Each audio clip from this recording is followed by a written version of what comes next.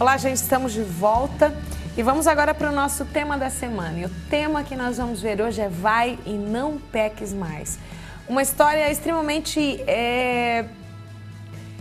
reflexiva para nós, que nos leva para alguns lugares de confronto, que nos leva para lugares de entendimento e de discernimento, até do próprio contexto que nós estamos vivendo nos dias de hoje, onde o legalismo, a religiosidade, onde o dedo apontado é mais importante do que o coração, do que a compaixão. Então nós vamos ler a história toda, porque o texto está lá em João, capítulo 8, versículo 1 a 11. Na sua casa você vai ler todo esse texto, não vamos ler todo ele aqui, mas eu quero me ater a alguns versículos. O versículo 6 diz assim, ó: eles falavam assim para prová-lo e terem alguma coisa para o acusar. Mas Jesus, inclinando-se, escrevia na terra com o dedo, como se não tivesse ouvido. Parte B do versículo 7. Aquele que dentre vós estiver sem pecado, seja o primeiro a lhe atirar uma pedra. E versículo 9. Então aqueles que ouviram isso, sendo convencidos por suas consciências, foram se retirando um por um. Começando pelos mais velhos até o último, Jesus foi deixado só e a mulher ficou em pé onde estava. Quando Jesus se ergueu, não vendo a ninguém mais, além da mulher, disse a ela: mulher, onde estão os teus acusadores? Ninguém te condenou. Disse ela, versículo 11, ninguém, Senhor. E assim lhe disse Jesus: nem eu te condeno, podes ir e não peques mais. E a nossa palavra do dia de hoje, então, o silêncio que fala. A coisa mais importante dessa palavra aqui foi a maneira como Jesus agiu, porque nós sabemos que os fariseus, os escribas, nesse contexto aqui, eles estavam procurando uma forma de colocar Jesus, colocando nos nossos dias atuais, uma sinuca de bico, de colocar Jesus no canto, de espremer e de fazer, de constrangê-lo de alguma forma. Mas a sabedoria de Deus sempre esteve sobre Jesus. E o contexto dessa história, que é uma história que todos nós conhecemos e que vai ainda se perpetuar enquanto essa terra existir, enquanto todas as coisas existirem, essa palavra continuará sendo pregada. Então essa história nos leva a várias reflexões, nos leva a lugares de entendimento em Deus e a lugares de confronto. Porque o confronto, segundo Deus, é um lugar, até a tristeza, segundo Deus, ela nos leva para um lugar de transformação. E foi isso que aconteceu nesse contexto. E uma das coisas que a gente vê aqui, uma das reflexões que a gente pode ver nessa história, é a atitude reveladora de Cristo em relação a todo o contexto à sua volta. Jesus, ele não veio à terra para abolir a lei, mas para cumprir a lei. Ele cumpriu toda a lei até morrer, e morrer em morte de cruz, e então iniciou-se o tempo da graça. No tempo da lei, a mulher que fosse pega em flagrante adultério, ela era apedrejada no meio de toda a comunidade. Era pena de morte.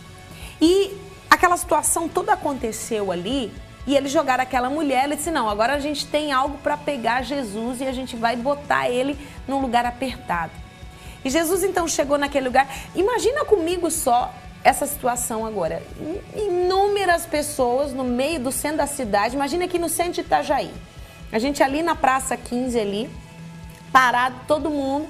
Uma mulher de adultério, aquele monte de gente com pedras gigantes na mão, já querendo matar. Porque o caráter humano, ele acusa, o caráter humano, ele fere, o caráter humano, ele busca justiça própria.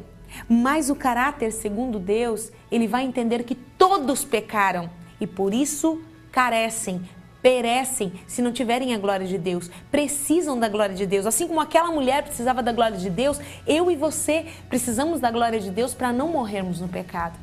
E então Jesus, belo e formoso, vem, se abaixa e começa a escrever na terra. Começa a escrever na terra. Imagina a indignação daqueles escribas e daqueles fariseus. Mas quem é esse cara para ficar tirando com a nossa cara agora? A gente está perguntando, ele não é o mestre? O que ele vai fazer? Mas Jesus, ele nunca confrontou o mal com o mal. ele sempre trouxe algo para pensar. E foi isso que Jesus fez nessa situação. O que ele fez? Ele levou aqueles homens ao confronto consigo mesmo. Porque quando eu me deparo com a glória de Deus, sabe o que vai acontecer? A nossa frase do dia de hoje, Jack coloca pra gente de novo. Nós vamos nos deparar com quem nós verdadeiramente somos. Olha só, o silêncio de Jesus nos traz à memória quem Ele é e nos mostra quem nós somos. E quando você se depara com o seu próprio eu, muitas vezes você vai ver que não é tão bonito, tão cheiroso e tão cor-de-rosa como você imaginava. Por isso que é tão fácil acusar os outros sem olhar pra gente primeiro. E a palavra de Deus, ela nos leva para esse lugar de confronto, para esse lugar onde aquilo que verdadeiramente aparece nessas situações. Então aqueles homens amaram uma armadilha para tentar pregar Jesus para acusá-lo. Forçaram aquela mulher a estar exposta, expuseram o pecado, a lei, a humanidade. O que ela faz? Ela expõe a dor das pessoas, ela expõe a vergonha das pessoas. Jesus, contudo, ele nos trata em secreto, ele nos mostra o nosso pecado para que nós venhamos largá-lo, abandonado, vai e não peques mais. Esse é o nosso tema da semana. E aí a gente chega lá no versículo 6 e 7, deixa eu pegar de novo aqui, que a palavra diz assim, ó: Jesus, inclinando-se na terra, escrevia com o dedo como se não tivesse ouvido. E aquela situação confrontou aqueles homens, porque eles disseram: nós somos os fariseus, nós somos os escribas, os senhores da lei. Diante da cruz, meus queridos, todos os nossos títulos vão por terra. Porque não são os nossos títulos que vão subir ao céu, é o nosso caráter, é o nosso espírito, é quem nós somos. E a compaixão é necessária na vida de cada um. Aí Jesus levantou, eu fico só imaginando que situação. Porque quando nós olhamos para o nosso pecado, quando a gente enxerga quem a gente dá uma vergonha, dá um constrangimento. E esse constrangimento nos leva à cura, nos leva à transformação do nosso caráter. Aí Jesus levantou: aquele dentre vós que não tiver pecado, olha só, atire a primeira pedra.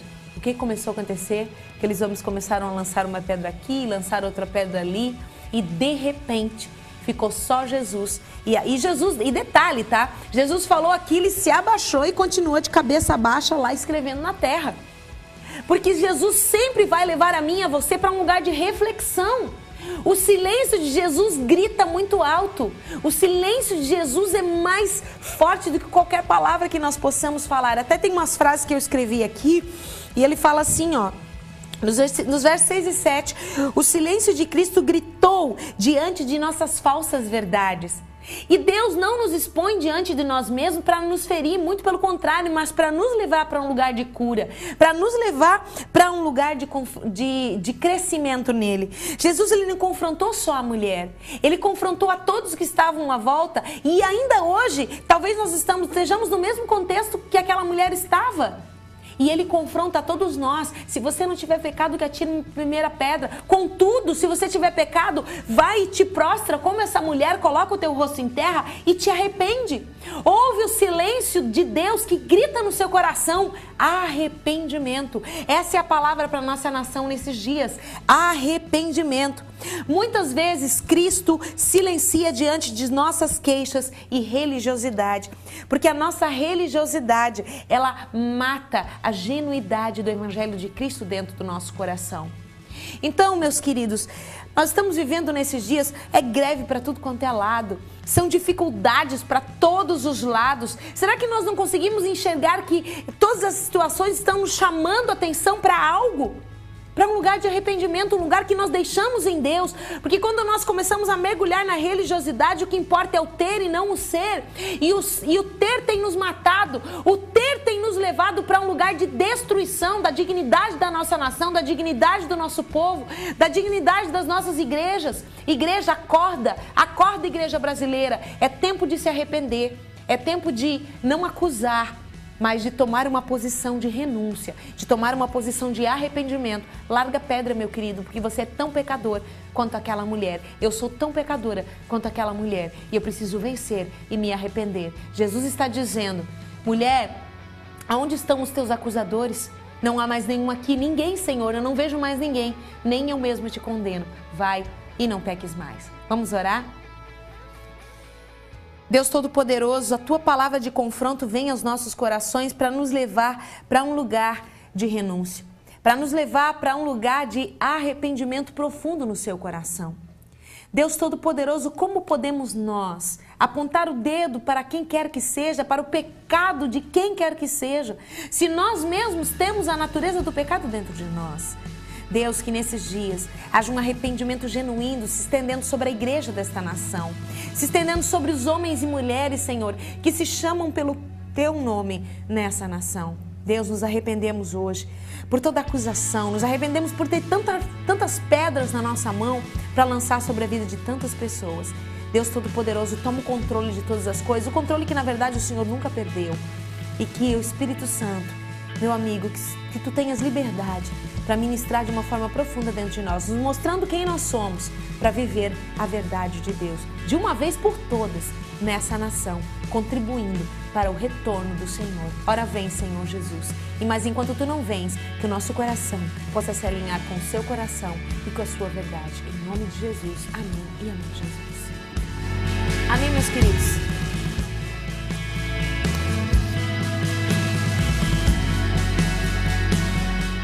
Glória a Deus. Que esse lugar de reflexão, que esse lugar de arrependimento possa estar sendo construído aí dentro da sua casa, dentro do seu quarto, no seu lugar de intimidade com Deus.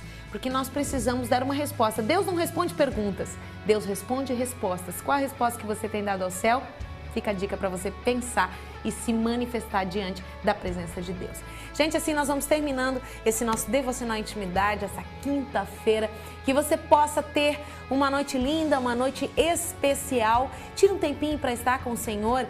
Ainda que você tenha que se deparar consigo mesmo, não tenha medo, porque o Senhor está te levando para esse lugar para transformar a sua vida. Quero deixar um abraço especial para as minhas patrocinadoras Picucha Modas, as roupas mais lindas e mais belas com o melhor preço você encontra, é claro, na Picucha, o endereço está na sua tela. E também Divina Calçados, agora com coleção nova de outono e inverno. Gente, você tem que passar lá, o endereço está na sua tela, os melhores preços, os melhores sapatos para toda a família, Divina Calçados. Gente, um grande abraço e amanhã, 8 horas, estamos aqui para encerrar nossa semana na presença do Senhor. Tchau!